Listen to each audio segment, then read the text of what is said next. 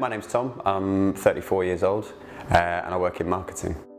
I think I started to lose my hair when I was maybe about 21 or 22, and I always used to have the long curtains, David Beckham standard in the early days.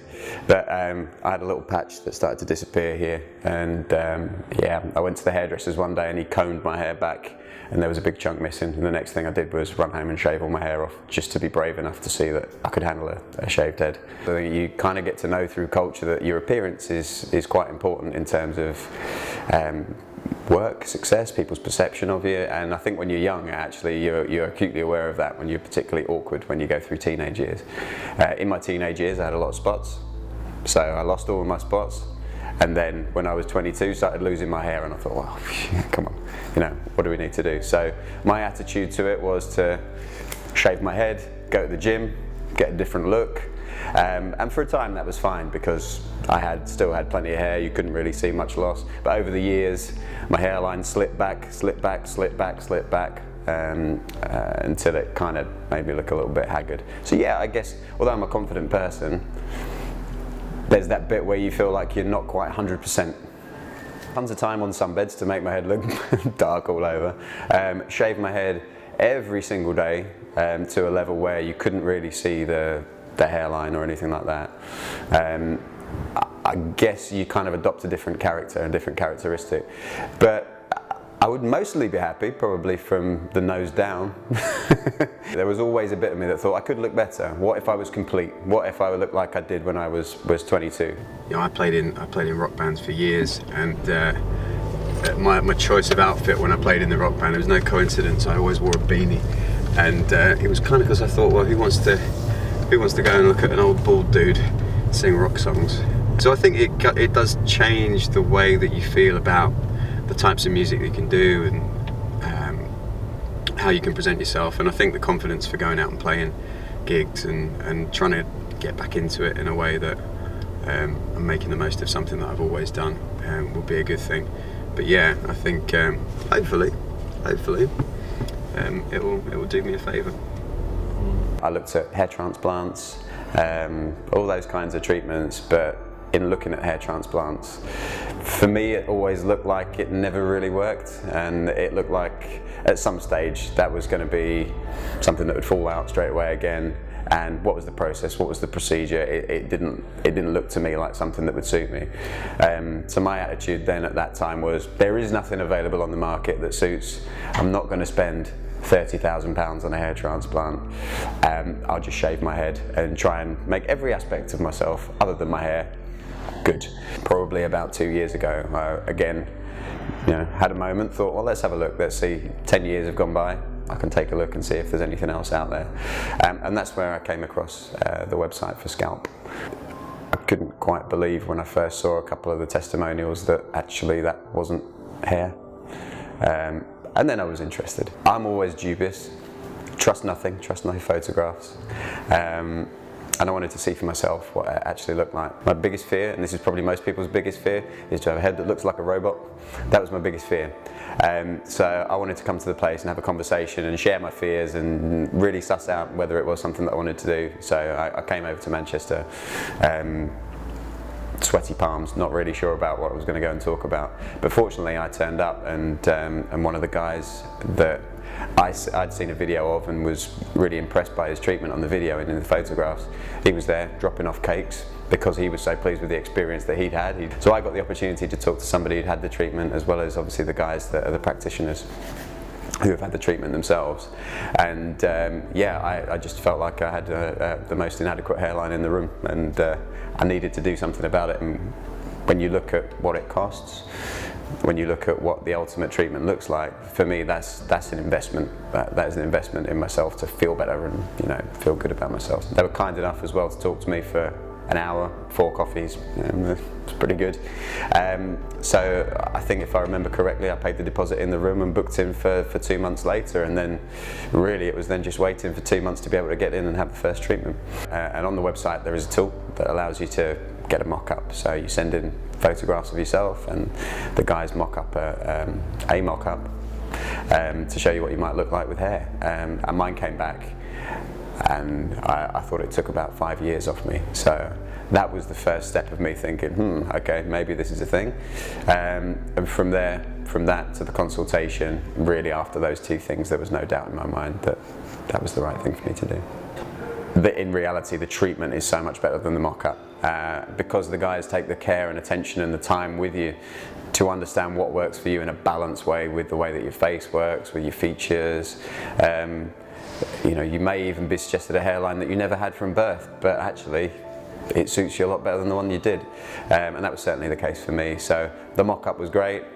It got me through the door to come and speak to the guys, but actually now the treatment for me, yeah, it's far better than the mock-up ever was. Because really the treatment is quite delicate. It doesn't involve an awful lot of pain, but you can certainly feel as it calms down a little bit. I thought, I'll be brave. I'll go to a couple of shops and pick up a few bits on the way home. I did. Nobody looked at me like I was weird.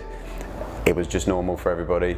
And I got home and my girlfriend was pleasantly surprised, because I must admit, she had kind of counselled me against doing something like this. She thought, no, be as you are, don't mess with yourself at all. But actually the first time she saw it, she said, right, I get it now. I understand why you've done it. It kind of looks normal. It kind of looks so normal that I don't understand why you've paid the money for it. Yeah, well, I think certainly the songs that I've written since having it done have been a little bit more upbeat, so they'll definitely cheer people up a bit more than the songs that I wrote before. Sinking my mind in a bottle of wine, wash all my troubles away. And I'll tell you this story for pride, not for glory. Spin me your ear if you may. Well, I once was a younger man, nothing to fear, except the fear of losing my heart. And along came a lady who said, I'm your baby, don't sacrifice me for your art. So I put down my 6-string and got a real job and began to forget who I'd been.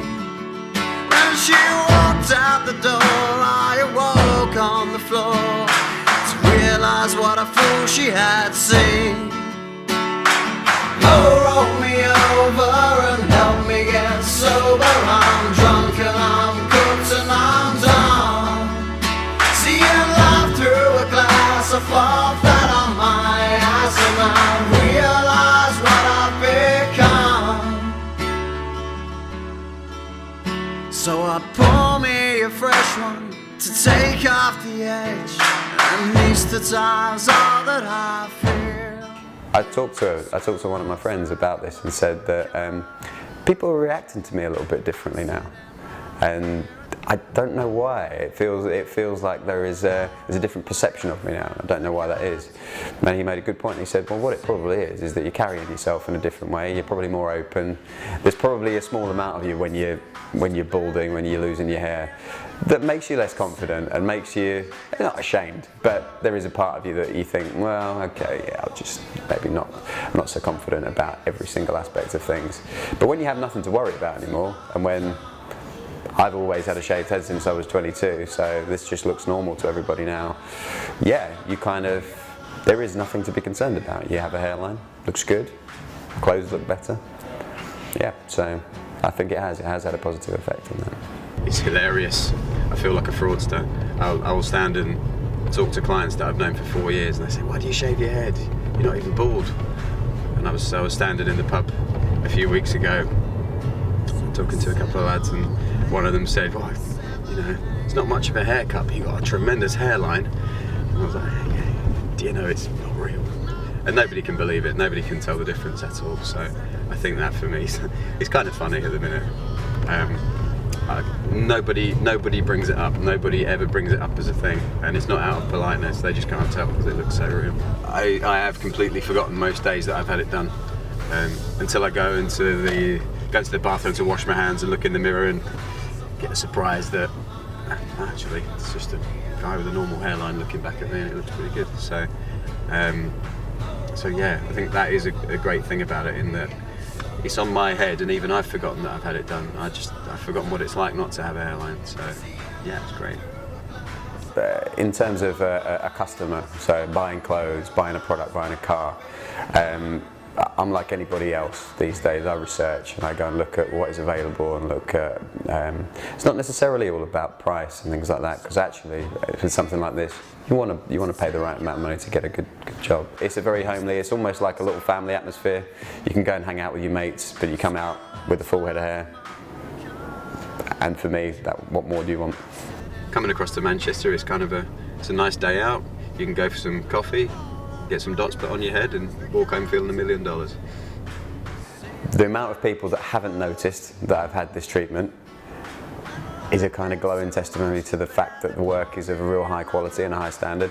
So if you add that up with the service levels, the aftercare, the fact that you make a couple of new mates as a result of doing it, that for me is a really important thing. So I think if any business is out there that is trying to promote themselves and trying to get positive feedback, if those are the things that those businesses would be receiving, they'd be delighted. So I think they're doing something right and they've got a good ethic, and if they could roll out and replicate that ethic, then every bald man in the UK would have a decent hairline in about 5 years, I think, and that's probably what they're aiming for. For me, it's absolutely the only solution that will resolve the issue of a bald-headed man who wants to have a hairline again. I look at celebrities who have had hair transplants. None of them look good. Probably the ones that do are wearing a mixture of wigs, transplants, hairsprays, all kinds of things like that. I shave my head every day anyway. So I shave my head every day now, but it just looks a lot better. So if you suit a shaved head and you want a bit of a sharp hairline or a soft hairline or whatever hairline you actually want, because they will do anything that you want for you, then SMP is really the only way to go, I think, and certainly with the service from Scalp and the extra time and attention they put to get it right, I think they're a business you can trust. So